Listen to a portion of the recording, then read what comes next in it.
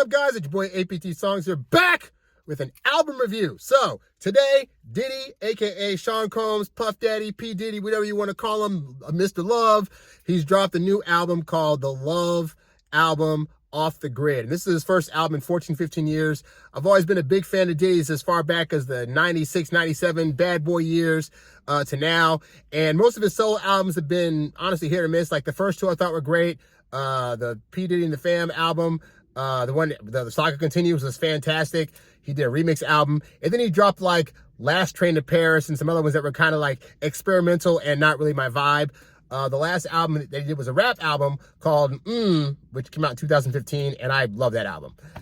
So I'm curious to see now that he's going in an R&B direction what that sounds like. So this is me making this part of the video before I've actually heard the album. So I'm gonna get my thoughts on the album. So with that said, let's now get into it. Okay, so this first song called Bought My Love, what an opener. Like, it's got a nice groove that's also danceable. It's relatively fast-paced enough. Diddy rapping poetic on it. And then he has a mid-song dance break where he's like, they don't do dance breaks no more in the song, baby. Like, yeah, everybody on their phones and stuff like that. Like, yeah, I left my phone with my assistant and my security's outside so we can just get together and groove and dance. Like, I'm thoroughly enjoying the opener of this album. And the Dream's voice on the chorus is absolutely angelic. So far, thoroughly loving it. All right, so the second song was called What's Love. It's got a singer on it named, I think, Nova Wave, who sounds very much like SZA. And another kind of low, it's a lower tempo type groove, but it's with like, even though he's trying to bring old R&B back, it sounds almost like futuristic R&B. Because even like the person who's singing his voice, it's not like, you know, old R&B singers of the day had that really like deep, you know, really stunning, like gravitas type voice. And this one, it just sounds like SZA, which a lot of these singers nowadays sound nasally. But that doesn't take away from the song being enjoyable. Diddy's part of this was more like he had a 8-bar guest appearance, but it was mostly the woman singing the song. And so if this is anything like Diddy's previous compilation albums, it might be where he only has 1 or 2 verses on all these songs and the guest people are coming in to sing. Because if he's doing an R&B album, but he can't really sing, which means I'm guessing he's going to have more people on it that are singing in lieu of him having to sing, which is fine because it's not anything new that Diddy hasn't done before. But all that to say, second song, also very enjoyable so far. All right, so I just heard the song Deliver Me, which has Busta Rhymes on it and the Ladies of Dirty Money. And when I saw the title and I saw the guest, I was very looking forward to this song. I love Busta Rhymes, and even though I wasn't the biggest fan of Dirty Money stuff, like it's nice to see them back, and the beat started off very promising, but it's a very lazy song. So Puff had a song on his first album called I Love You Baby, You Drive Me Crazy, and so for this song, he literally just reinterpolates that and says the same thing. And then for the small verse that he has on this song, he does the first part of his verse from that song, which is mostly a Black Rob feature. But then his verse comes in, yeah, Miss Style, Wild in Manhattan, blah, blah, blah. Like, it was literally like the exact same lyrics. So he didn't add anything new to this song. And then when Busta came on, but because of the sound mix, I couldn't really tell that it was Busta. It took me a while to realize, like, oh, that's Busta Rhymes rapping now. So all in all, it was a very lazy song. It wasn't mixed very well. And Diddy's part was lazy because he just rehashed some old lyrics.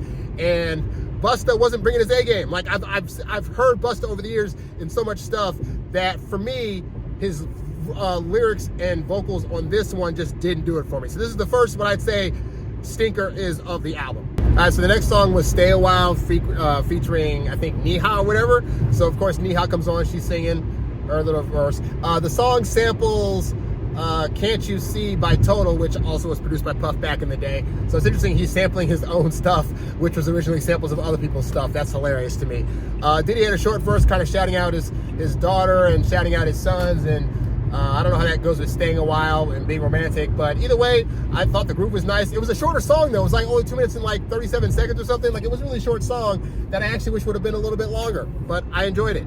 So the next song is called Homecoming, and it features a singer named Jazzy. Again, these are a lot of new names, so I guess Puff reached out and tried to find some new people to add to the R&B game, and good for him, because I thought Jazzy's voice was very melodic and soulful. Like, she had that feeling of an old school soul singer, and her singing Baby Won't You Come On Home about missing the guy and wanting him to come back and stuff, and then Puff rapping about, you know, yeah, baby, we going through our stuff, but it's not feeling the same without you. Like, I really enjoyed the sentiment of that song, and it was a slower R&B groove. This felt like a legitimate old school R&B track to me. Like, the melody of it, the tempo of it, there wasn't a lot of like new school sounds and stuff in it. Like, it just sounded like a really old school melodic R&B track, and I appreciated it. All right, so the next song on the album is called Pick Up.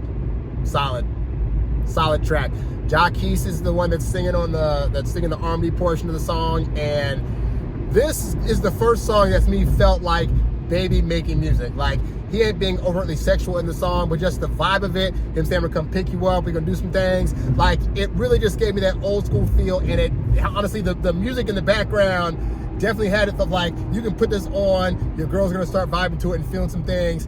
And so that part of the song felt like complete R&B, baby making, in the bedroom, about to do some stuff music.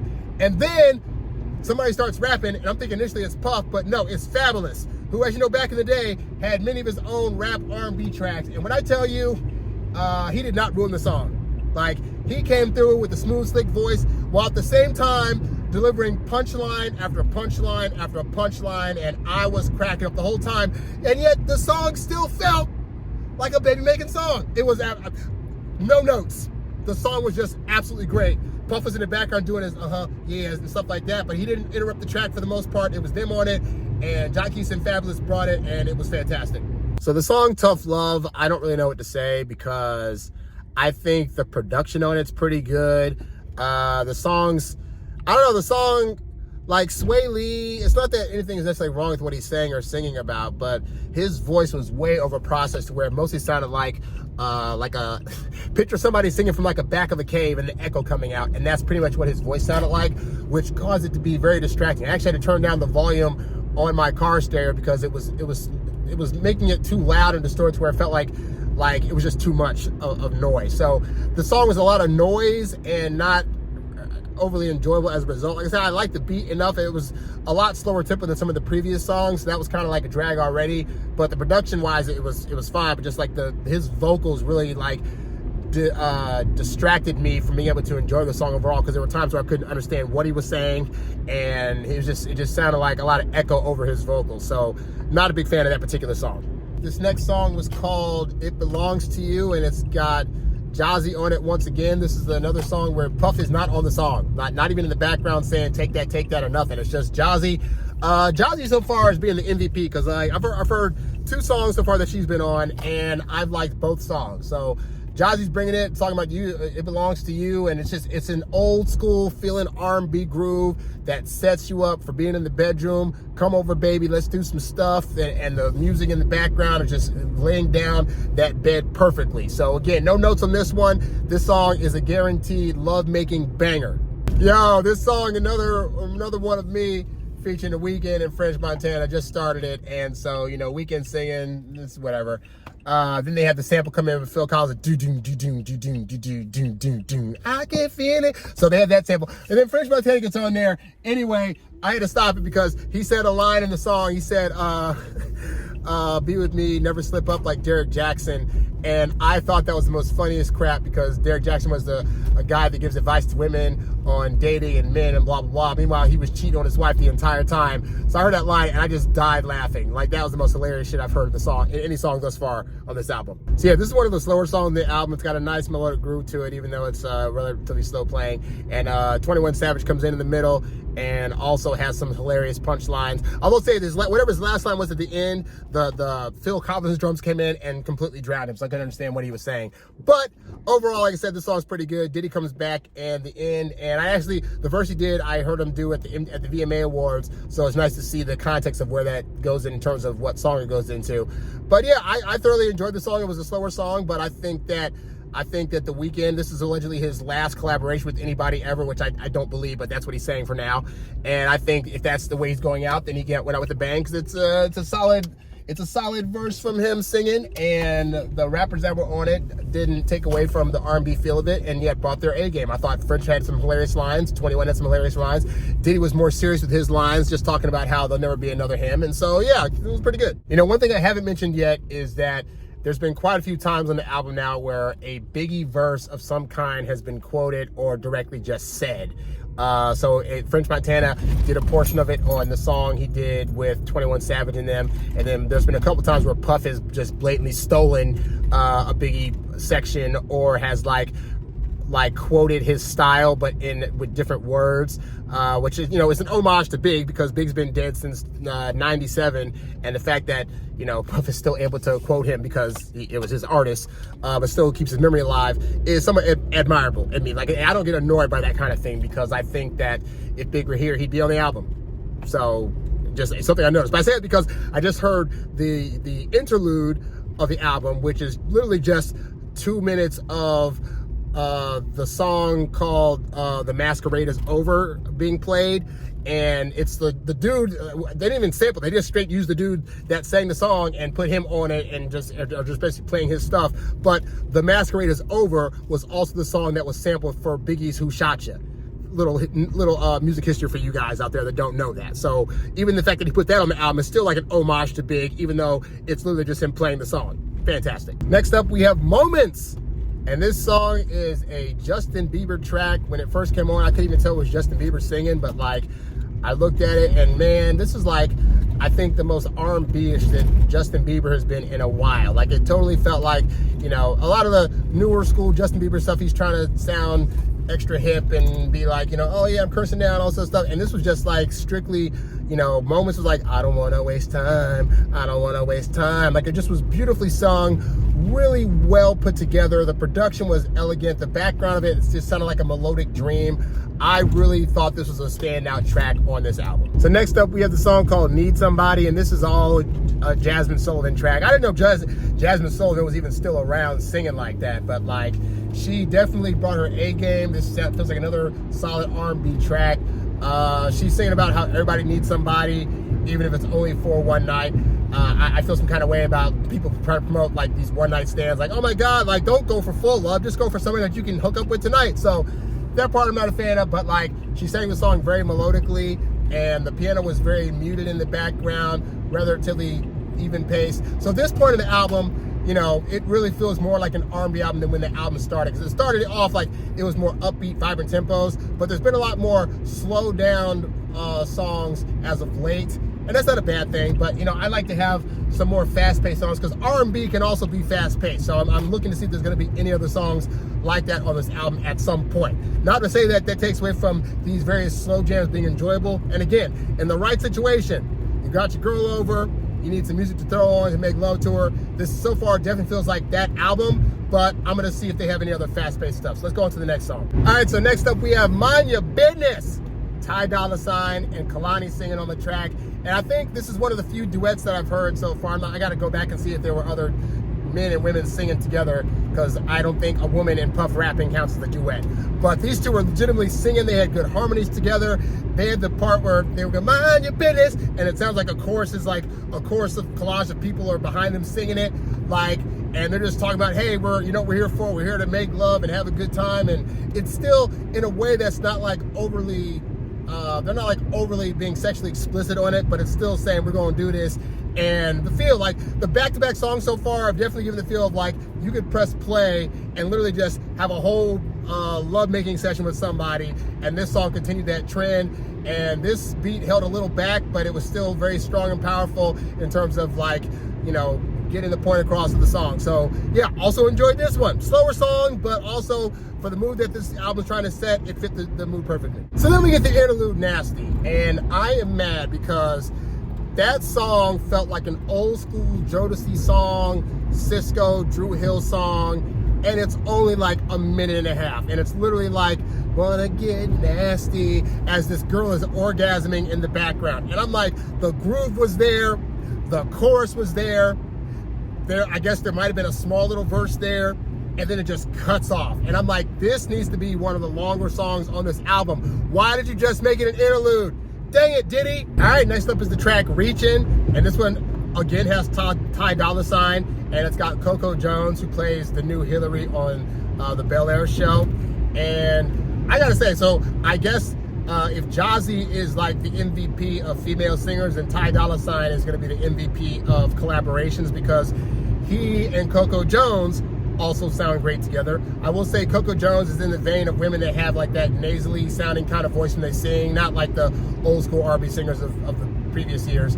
But still, she sounds decent enough on a track. Like, she's in line with like SZA and some of those other women, so I guess that's fine. But yeah, Ty is showing his ass off singing all these songs. Like I've known Ty Dolla stuff from years, like rapping and doing kind of sing-songy things here and there, but he's like, he legitimately feels like, if you didn't know what he looked like, you'd picture him as an authentic R&B singer, because that's what he's doing on these tracks, and he's really bringing his A game. So reaching out was good. Like, hey, I'm reaching out to you. I want to make love to you, all this other good stuff.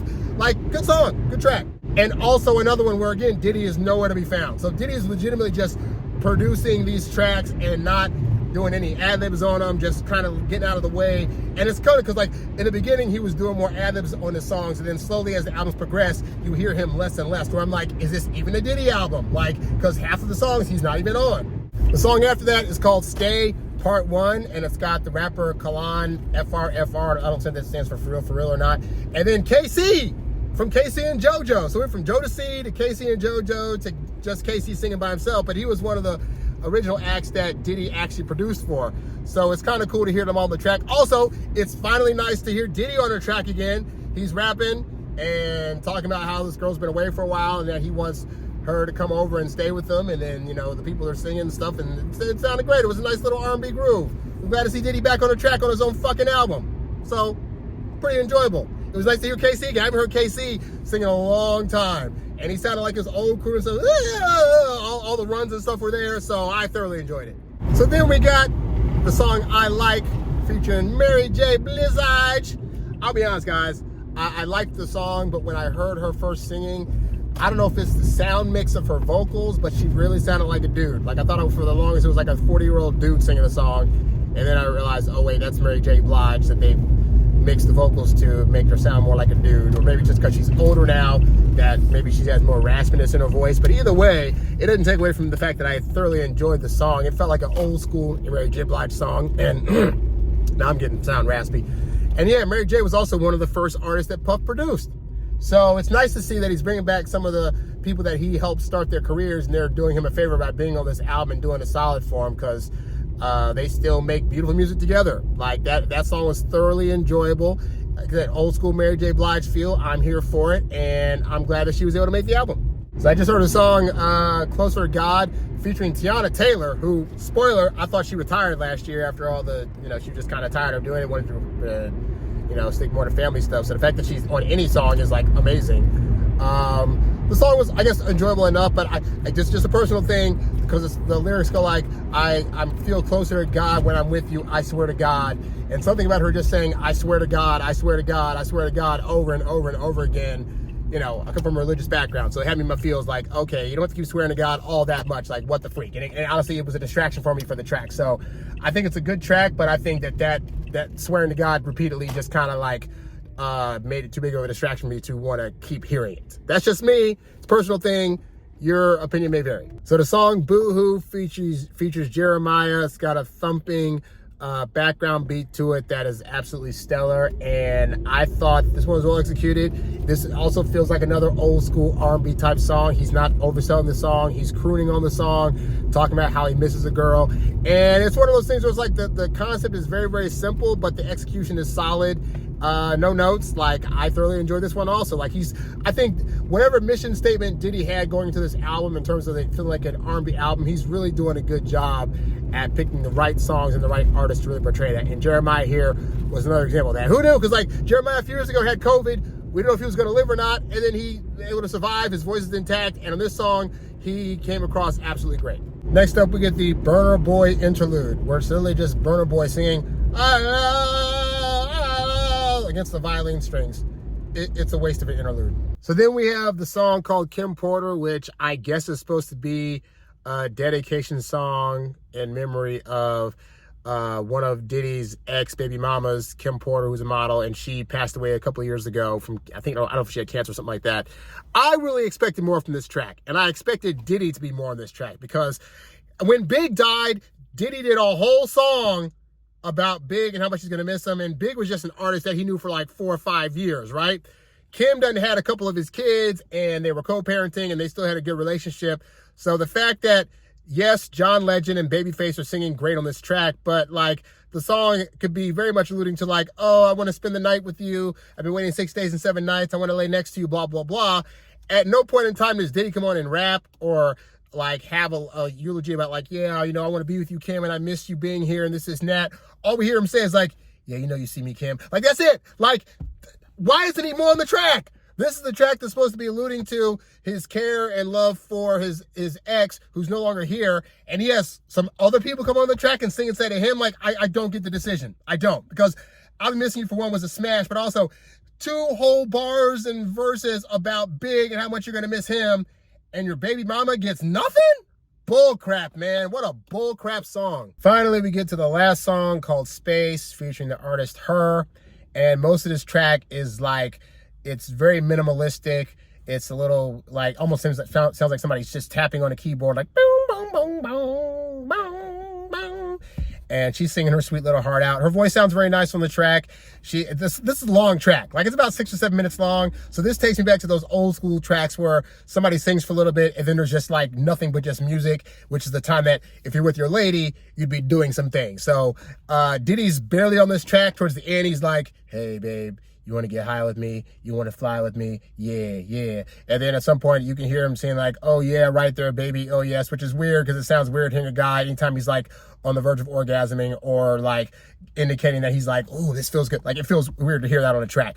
But it's a solid track. It's a weird, for me, it's like, it's not the most solid ender of an album because it feels like there should be more after this. I will say, even though this is an 84-minute long album, which is typically, it feels like a very long album, in terms of the mood that it's trying to set, if you're in a situation where you're trying to like make love with your lady or you're taking her for a night out and you want some smooth music playing, an 84-minute album of R&B music that sounds like it goes in between like trying to be flirtatious and then trying to make love to your lady and try to have silent moments with just her and being off the grid, I think this album does a very good job at projecting out that aura. So in terms of what Diddy was trying to do in terms of setting a certain kind of mood for a certain kind of situation, I think bravo. I think you could play this album front to back if you're on a date night out with your lady or in the move and groove with your lady, and it'll play all the way through, no interruptions, and he sets that mood very, very well.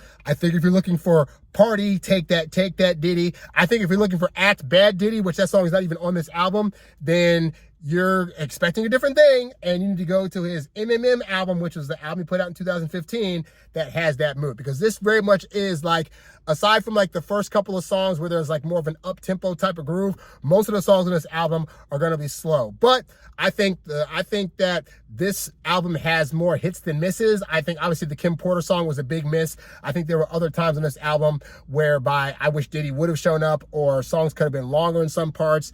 But I think overall he's done a good job at completing the mission that he set out to do, which was to create an R&B album that feels like a love album and feels like something you'd play when you and your lady are trying to be alone and off the grid from the world at large. So I say kudos to that. I think overall it's an enjoyable album. I typically like the Diddy that's more fast-paced, more party-going, but I think that he did a smart job of mostly getting out of the way in these songs. So it's mostly the artists that he's brought on to be there shining. I think the times that he does come on, admittedly, Diddy's never been like the world's best rapper. So I think there are times where I actually would have liked to see more of Puff. I think there were times that when he was on the track, he wasn't saying enough, or he was like interpolating Biggie, which I think Diddy has better writers that can come up with better stuff than just trying to steal off Big all the time.